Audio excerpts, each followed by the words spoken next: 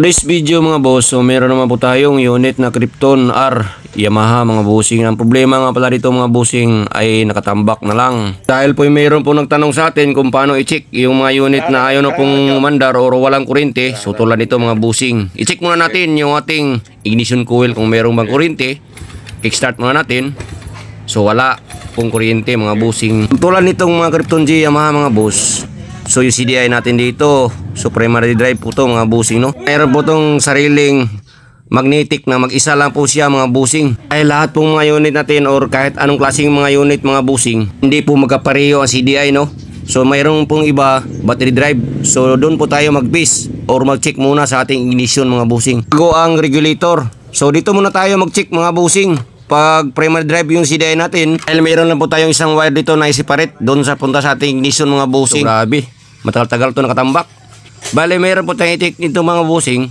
Ayan, so mayroon po tayong nasilip, no? Yung ground ng ating primary ay wala pong nakadugtong. Ayan, no? Yung kulay green.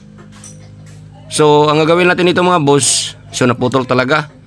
Idugtong natin to dito sa ating kulay itim. Bale, separate muna natin tong ating kill switch mga bossing papunta sa ating ignition, no? Ayan, so bale isa lang po yung wire niyan.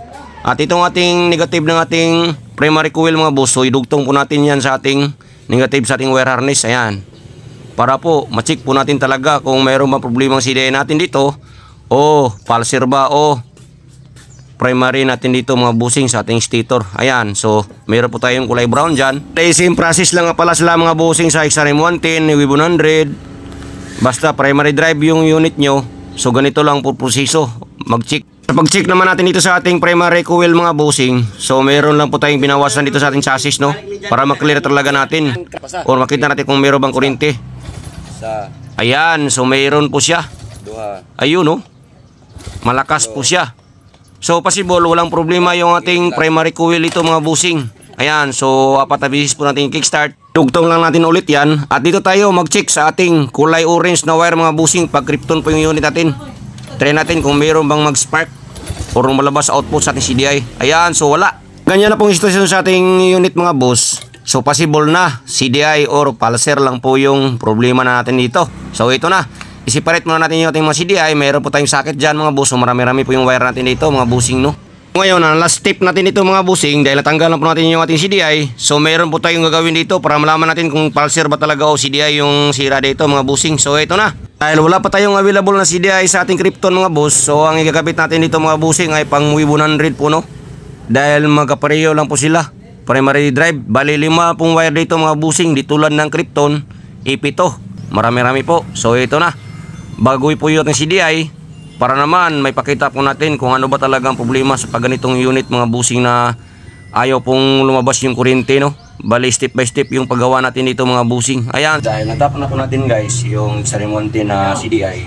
So try natin itong ating punta sa ating ignition coil. Kung meron pong kuryente, that means CDI lang yung problema. Pero wala, so pulser. So try natin.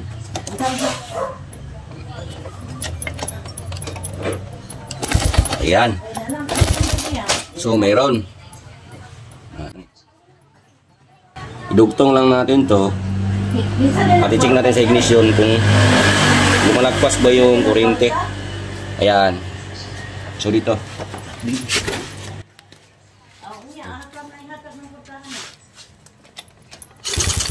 Ayan. Dahil gusto po yung kuryente sa ating ignition coil mga boss, pandarin po natin mga bossing. Bali ganyan lang po ka-basic mga bossing, no? Sana mayroon ng ideas ng video. Salamat sa panonood. Bye-bye!